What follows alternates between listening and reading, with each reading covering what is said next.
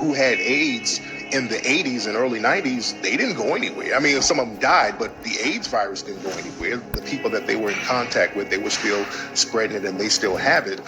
And it's still very prevalent in white society. There are celebrities now who are white and getting AIDS and dying, and you got people who are big name celebrities. Charlie Sheen, when it came out, he had HIV. It's not just Charlie Sheen. It's other people who have it, but what they do, they say it's something else, and they still hide it and put black people as the face of AIDS today. You can get a letter from a spiritual leader that can opt you out of vaccines.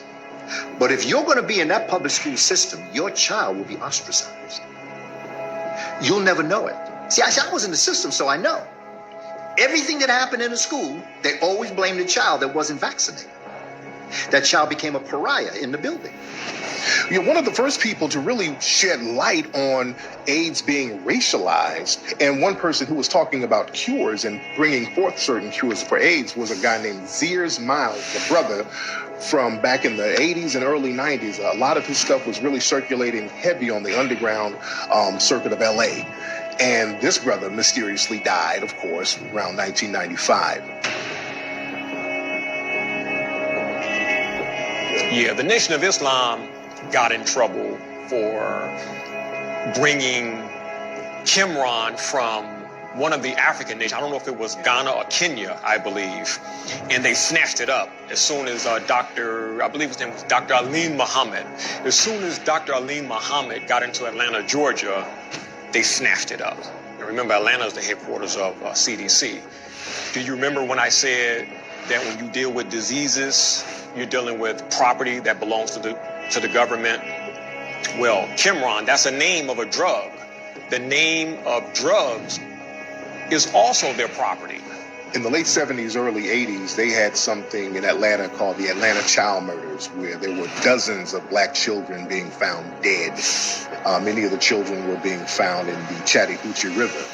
And what was interesting about the Atlanta Child Murders is that the CDC was involved in the investigation, and that confused a lot of people. Why is the CDC involved in this investigation? There were a lot of rumors. One rumor was that the boys, there were some kind of chemicals being taken out of the testicles of the boys for some kind of research. There was a lot of rumors. But one thing we know that those bodies were found in the Chattahoochee River. What's interesting, fast forward to a couple of years ago, a CDC doctor, a black guy, he was found missing. He was missing for a long time, and they ended up finding his body in the same river, the Chattahoochee River. So it's a lot of strange stuff going on with the CDC in Atlanta and that area. And if someone is obese, they're actually starving. Isn't that interesting? You think that they're really getting some nourishment because they got so much of the body, but actually they're starving. They keep looking for more food because there's no value in the food. It comes up zero. So that's why they'll eat and sleep. Processed food is when you take one substance out of a plant and you just eat that. So you have a wheat berry, which has vitamin E and oils in it and water and minerals in it. And instead of taking the whole plant, you just take the starch out of the wheat berry and trash the rest of it and sell wheat germ, oil, and all that stuff. So once you take that substance out, by definition, it's called a drug. When you isolated something from a plant, you isolate the cocaine from the cocoa leaf, you got a drug. You isolate the heroin from a poppy seed, you got a drug. When you isolate the starch from a wheat berry, you got a drug. So we're calling this thing food when it's actually a drug. Sugar and salt, they react with the same part of the brain as crack cocaine does to stimulate hunger, to stimulate excitement, to stimulate anger, all of these different things. So they put that in the fries, they put that in the burgers. The burgers are mixed with slime and other chemicals. Right now, we could drink strawberry soda, artificially flavored, and we read the ingredients on the can. We're not going to find strawberries as an ingredient, but it smells like strawberry and it tastes like strawberry. Why? The chemicals. The chemical capital is in New Jersey. Chemicals for your ice cream, for your burgers, your cakes, for everything. These people can take those chemicals and put it in dog manure and make it taste like chicken McNuggets. A lot of the processed foods, that's an oxymoron. This sliced 100% turkey breast that you're getting, Well, okay, what does turkey look like? It's dry. It's a dry food. You can't wiggle it like this on a slice. Okay, that's ridiculous. It's usually, at that point, it's 3% meat. And they say 100% turkey breast, they're talking about the 3%. Our body frequency and the sunlight is really one. It's in one alignment. So when people want to get charged, when they want inspiration, when they want to learn the latest dance song, whatever the creative energy that we have, they plug into us. They don't necessarily give us back in kind.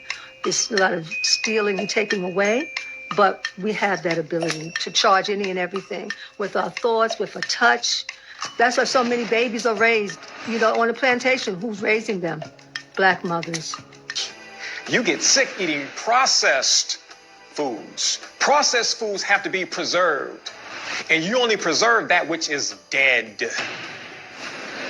The average woman is hemorrhaging. She doesn't know she's hemorrhaging. The average woman is bleeding 5, 6, 7, 8 days. That is hemorrhaging. We really just no more than 1, 2, or 3 days tops, and maybe a few drops of blood, if that much. Because when you lose that blood, it's coming out of the brain. And that's how come we become hysterical, mood swings, angry, hostile. They find that there's more women that went into prison during the time of their menstrual flow. That's when they're most violent to themselves and to their family. White women, their uterus, the reproductive organ with which to house a newborn or a child or a fetus, their bodies are not able to hold them as much as the original black and brown women. So now they're getting transplants, these uteral transplants, while black women are encouraged to get hysterectomies. You can't even say, hey, listen, drink carrot juice. Carrot juice will cure you of cancer. The FDA will send you a letter and tell you you're using carrot juice in a way that makes carrot juice a drug. And that drug has not been tested. Because sugar's a few molecules away from crack and cocaine, and everybody's addicted. It's a legal drug, so it looks normal. And so it's the same thing as snorting it up. Because sugar eats away at the brain, so we become senile at a young age, forgetful. It eats away at the nervous system, so we get traumatized, we get stressed out, we can get violent just after having a few donuts and a soda and some coffee with some sugar. Crack was used on monkeys 13 years at least before Freeway Rick got his hands on it, before the CIA was pushing him to make the money to give back to Ronald Reagan to fight the Contras in Nicaragua because Congress wasn't giving him the approved amount of funds he needed. In the 1960s and 70s here in Los Angeles, the guy, the hustler, the dude who was the man in LA was Tootie Reese. Now, Tootie Reese was the predecessor to Freeway Rick. In fact, he was Freeway Rick's idol. Freeway Rick loved him, and he patterned himself after Tootie Reese. Tootie Reese went up to the Bay Area, and he got with some people up there, and up in Oakland, crack was already circulating, or freebase was already circulating. There was a book out of Oakland that was published there called The Pleasures of Cocaine in 1976. This book actually had the formula on how to make crack. They didn't call it that at the time. They had different formulas of how to freebase cocaine. One formula was using ether. Another formula was using baking soda. So the concoction of using baking soda to rock up cocaine came from this one particular book in 1976 that was published in Oakland. Well, when I started selling drugs, there was this guy that everybody used to talk about, Tootie Reese, Tootie Reese, Tootie Reese. I had a glance a couple times of him passing by in his Porsche. I think I heard about Tootie almost instantly after I got in the business. He was definitely a legend in those circles. And it couldn't have been more than a year, 6 months of me being in the business that I started to hear about this guy named Tootie Reese that owned everything. So when Tootie Reese came down here, many people believe that he brought that formula with him, and then it circulated on the streets of LA. And then later on, Freeway Rick and other street dudes got that formula. And after Tootie Reese got locked up in the early 80s, that's when Freeway Rick became the guy out here. People would come by and they would be like, in the mornings, like before work, and they'd be like, wow, I want to get high. I ain't got no utensils. I ain't got no way to cook it up. And we started having utensils around for them to cook it, and then eventually we started cooking it up, and we started calling it Ready Rocked. So that way that they could just put it right on the pipe, hit it, and then go on to work, and wouldn't have to worry about cooking it up for themselves. When crack came along, all the homies was basing. Now they was basing like Richard Pryor based. That's when you take the ether and you put it in a little dish and you swirl it around. It makes these crystallized trees and you scrape it off and you put it in the pipe and it screams. There was a rumor that Richard Pryor's dealer was Tootie Reese. Many people believe that Tootie Reese was Richard Pryor's dealer. He was the one who sold him the freebase that Richard would use.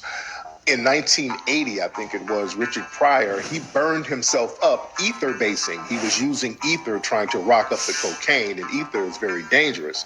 So that's how Richard Pryor, he blew himself up, burned himself up. It was all over the news. Then people were talking about freebase. Freebase was being talked about in the mainstream media. So drug dealers who were using ether base or selling ether base, it became hot for them.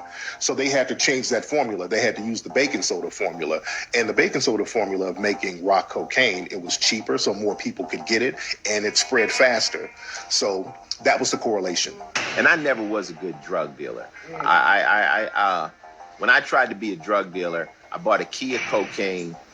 I gave it out to everybody to sell, and everyone came back short. Everybody. Everybody had a story, this, that, and other. Now I'm like, now I'm reading this code book we were talking about. I'm supposed to kill you. I'm supposed to torture you. I'm supposed to shoot you.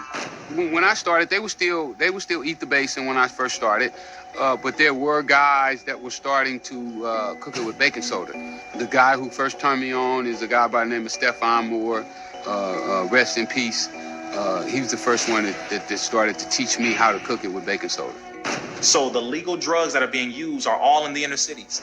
You have all of the pharmaceutical agencies dishing out tons of drugs for free, some of them. They even pay you to take these drugs, these legal pharmaceutical drugs, and they call it a crazy check when you get paid to take these drugs. My supplier was an operative for the CIA, Danilo Blandone.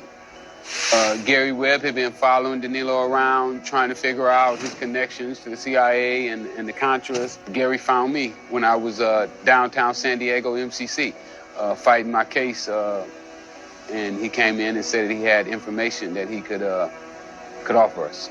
Gary Webb was a journalist who was very instrumental in the Freeway Rick case, the Freeway Rick story. He exposed a lot of the government's involvement with bringing cocaine and putting it on the streets of LA. So he exposed a lot of things. And as a white person, you're not supposed to do that. That's getting off code. And it's not surprising that Gary Webb ended up dead, and they said that he committed suicide. But Gary Webb had 2 gunshots to his head. And they said he shot himself in the head twice. How do you do that? Pedophilia.